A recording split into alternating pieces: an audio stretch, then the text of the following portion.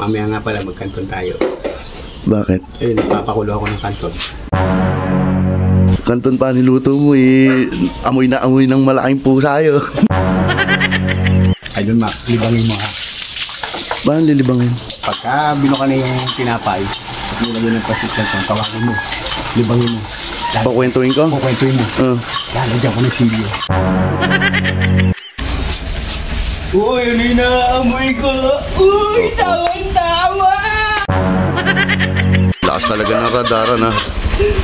Bakit pa nga lang ako nahagdan eh, gising na eh. Cute. Thank you. Paano mo nalalaman na may lutong bansit canton? So ayun mga idol, good morning. Sarap pumunta dito ng umaga talaga oh. Sana ganyan na lang araw-araw. Pagbilad sigurado may aabot ang pantulog dito. Ay! Nyaw nyaw. Ito ba? Good morning. Good morning. Nag-jogging ka? Opo. Araw-arawin ko ni Idol ba? Nasaan? Oh, wala na yun. Nagkaka-abs na. Laki ng abs ah. Kaya sige, gising na.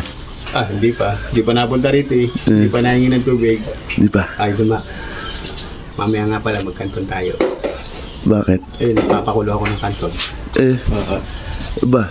Kanton pa niluto mo eh. Amoy na amoy ng malaking pusa yun. Amoy na amoy yun, kuya. Yun yan. Diba, pag naamoy yung ano ni Cute? Yung pansit canton. Yung pansit canton, nababa na. Idol na. Hindi naisip akong prank sa kanya. Ano yan? Ganito gagawin natin, Idol Ma. Idol Ma. Pag, di ba, siyempre, lagi na una yun eh. Oo, pagka naamoy na yung pansit canton, talaga sunggab agad yun eh. Di ba? Anong gagawin? Idol Ma, libangin mo ha. Paano lilibangin? Libangin mo, ba, habang naggamit siya ng nagpapalaman ng ano, ng pansit canton sa tinapay. Pagka binuka na yung tinapay, at nilagyan ng pansit canton, tawagin mo. Libangin mo. Pakwentuhin ko? Kukwentuhin mo. Lalagyan ko ng silyo. Lalagyan? Ba't may sili ka dyan? Idol Ma, di ba naging boy scout ka? O boy scout din ako. Ano yan? Bamanghang yan ah. Bamanghang yan. Paano gagawin dyan? Ilalagay mo dun sa... Ilalagay ko. Ang gagawin ko, lilibangin ko para hindi makita ang nilagay mo. Ay! Di ba ang ako nun? Kaya lang, paano mo ilalagay? Baka mamaya makita. Hindi makikita, Idol Ma. Sa tabi niya ako, magpapalaman yun eh.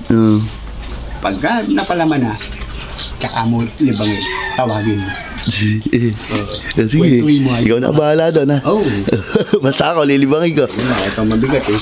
Baka sabihin mo. Hindi. Ano, sisilipin. Ayun, depende. Ayos na. Sisilipin ko kaya. Ihanda ko na muna yung kanton dito. Titignan ko kung talagang pag may pansit canton eh, magigising ka agad. Sabi mo nga, biliwang malaking pusa. Ayos yun. Kaya lang malaking pusa pero ang lakas na pang-amoy eh. Parang aso eh. Masaol pa sa aso. Kaya tignan ko lang. Kunin ko na muna yun. Po. Tignan ko nga kung magigising to. Parang may radar to eh.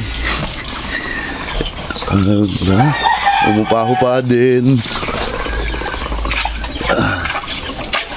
Kaya lang pahapa.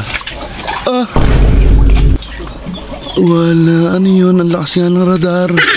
Pre, alaw, tulog pa ako. Ba? Hindi. Pupunta lang ako sa ilog, magbibilid lang ako eh. Anip pa. Ang lakas talaga. Ang lakas talaga ng pang-amoy mo ba? Bukas mong pang-amoy. Anip pa, ang galing nga.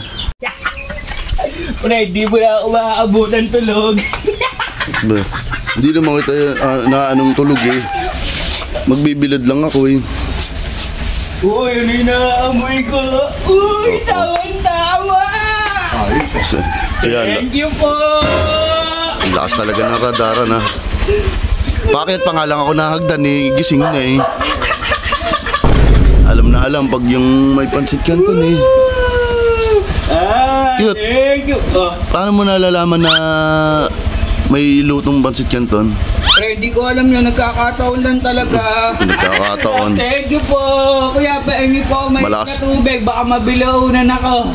Mabilaunan daw, mabilaunan. Bilaunan daw. Hindi Sa- pa nakain na bilaunan. Sabi pa. Sinasabi ko na nga ba eh.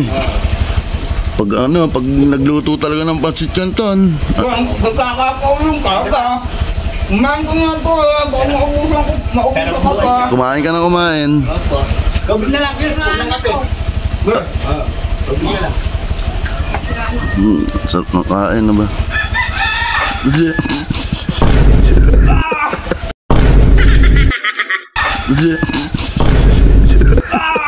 Ang nangangabang mo yan! Oo, wala sasabi.